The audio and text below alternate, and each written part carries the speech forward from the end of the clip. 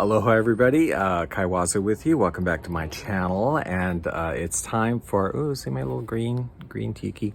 It's, I've been wearing it all day, I don't know. Time for a haul, right? The haul video. This is a combined haul of, this is a combined haul of me going to the Friends of the Library book and record sale, and to Savers. And also today I went to the Ideas Music and Books Room of Wonders, where all the records are $1 and the CDs are $2. So I've got some stuff, records I'll show last, and I've got some other stuff that I got at these places. So excuse me if I'm talking funny. I just have this show on my mind that I've been watching on Netflix called Motel Makeover. Have you watched it? It's kind of good. I kind of like it, but the two women that are on the show talk like this to each other, where everything is like deferential and everything is like a question. We are really running out of money and we can't do the roof like how we want to. So we're going to leave it and just paint it. It's a good show. They go around buying motels, and making them over. And it's kind of cool. But yeah, they both talk that way. It's really weird. Anyway, let's have a look at what I bought. So I got this just plain black apron at Savers because I'm always on the lookout for kind of like just solid aprons to wear at work. I got this cool necklace that fell apart at the register, and the lady was all upset about it, like, oh no, I broke your necklace, whatever. I'm like, it's fine, it's okay, because I said I'm not going to keep it that way anyway. I got it for the beads. I like the beads on here, and I'll take it apart and use it on like tiki necklaces and stuff, so it doesn't matter that it broke. And then I got this kukui nut necklace with little whatever they are shell things in them, because you know, it's just so kind of gross and gaudy and 1980s neon colors that it just sort of spoke to me. And I thought, I must have this because I will wear it at work or something, but I must have it. It's kind of hideous and I like it. Yeah. I got some books. This book, so interesting. American Plague, the true and terrifying story of the yellow fever epidemic of 1793 in Philadelphia. And right, such an interesting book to read right now. I mean, so I started this one right away, like halfway through it. I just got it, and like, this is very interesting of how they handled the yellow fever epidemic. Interesting. Then, you know, I'm interested in spirituality, a couple spiritual books here. Who wrote the New Testament? The Making of the Christian Myth. I mean, I'm a little bit familiar with biblical history and how some of these books and things were put together, but it's kind of just interesting to read more. Likewise, this one, The Myth Maker, Paul and the Invention of Christianity.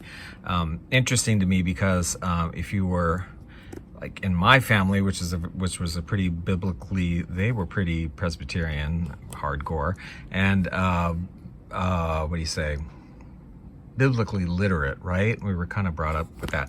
Paul is always a problem for a lot of people in the modern time. A lot of women, a lot of people generally struggle with Paul, and so it's always interesting to read about him and what, you know, people say, or I guess this person puts forth the idea that it was Paul that actually sort of invented what we think of as Christianity today, rather than just Christ, you know what I mean? Like, Paul kind of set the stage. And then this one, because I love histories of things, and this one is the social history of tea, and it'll be interesting, and it's also one of those very pretty books that has lots and lots of, you know, very beautiful illustrations about tea, the history of tea, and tea socials and tea customs and whatever, and the history. So just interesting. I picked up some CDs, a couple that I know I have. Don Tiki Adulterated. I love this CD. I don't know where it is. I haven't seen it in a couple of years. It's got to be here somewhere, but I don't know what's happened to it, and I want it because there's something I want off of it right away.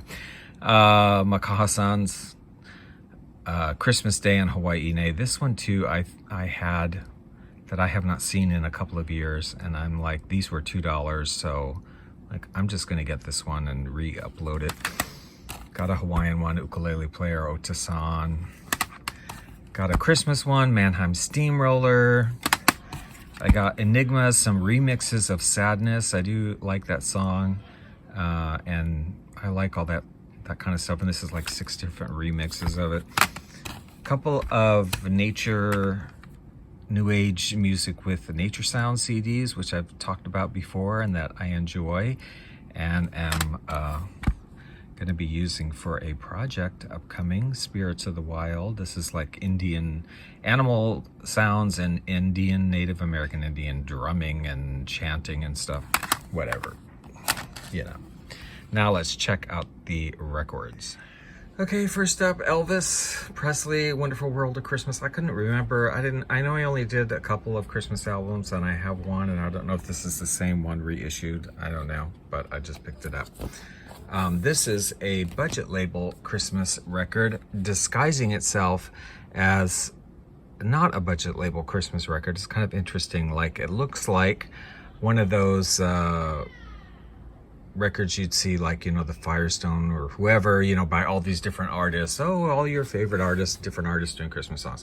But it really isn't. If you look at it, it's like the same 3 artists like doing all the songs, and it's Johnny Cole, and it's Robert Evans choir, it's the organ and chimes, it's the budget label ones, and they just put it on this record to make it look like it was something else. Isn't that wonderful? Had to have it. Yeah, and then stuff for the easy listening station. Love this cover. Yeah, Keely Smith. There was quite a few female singers in that Room of Wonders today. Patti Page, I've heard that song before. Patti Page, Indiscretion, you naughty girl. Naughty girl. Lena Horne, Stormy Weather, a couple of Lena Horne. I didn't even get, I mean, there were more Patti Page and more Lena Horne, and I just didn't get everything, but gosh, it was kind of crazy. Maurice Chevalier, this is a 2-record set here. Love this cover from Jack Jones. I got a lot of living to do. There was a lot of Jack Jones too. Solos by the Lennon Sisters. Never saw this before in my life, and then I was watching somebody thumbing through a crate digging video, and there it was, and I'm like, how do you know? And then I find it today. Jerry Cole and his Spacemen, Outer Limits, for $1. Crazy. I don't know the story. I'm sure there is one. It's called Outer Limits. Includes the hit song Out of Limits. I'm sure there's a story there. I don't know it yet, but I'll find out by the time I digitize this thing. Locomotion, Joe Loco, his piano. Very early, Steve Lawrence and Edie Gourmet on choral. Early stuff. Plenty Valenti, how about that, huh? For $1, Singing and Swinging. Touch of New York. These are all instrumentals that are like unknown or more original compositions, so nice. Opera Without Words. This is the Hollywood Bowl with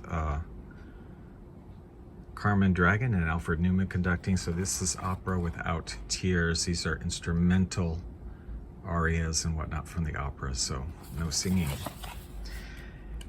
Bing Bang Banjos, Big Ben Banjo Band. I have their Hawaiian album. No, that's Banjo Barons. I have the Big Ben Hawaiian Band. There's also a Big Ben Banjo Band. Probably the same people behind it. My man, Spike Jones. I was curious about this because Spike Jones is just, you know, well, you know what Spike Jones is, but apparently he did some records a little bit later on, and this is one of, I think, 3 of them that they showed a couple more in the back, where they're not like just making fun of songs so much as like doing them in a completely weird style, and all of these songs are done as a burlesque, like striptease songs, I guess. I don't know, we'll see. Love the cover on this one. Liza Minnelli, had to get it. It was still in the shrink wrap, and I don't know any of these songs, and had to go there. Twist to songs everybody knows. I said a while back I had one record by the Briarcliff Strings, and there aren't too many, and I'd love to come across some of the other ones, and there it was. Favorite songs from the movies, Briarcliff Strings, with a picture of the Briarcliff Strings. Now, do you think that's really them? I doubt it. Peter Matt's Orchestral Quadraphonic Spectacular. Also does play on just plain stereo, which is what I have. Instrumental music from Oklahoma and Carousel. Tony Mottola, quadraphonic also on Project 3. I Only Have Eyes for You. Romance in Rhythm, nice cover there. Carmen Cavallaro. I don't know how you say that. Plays his Showstoppers. That's kind of a cool cover.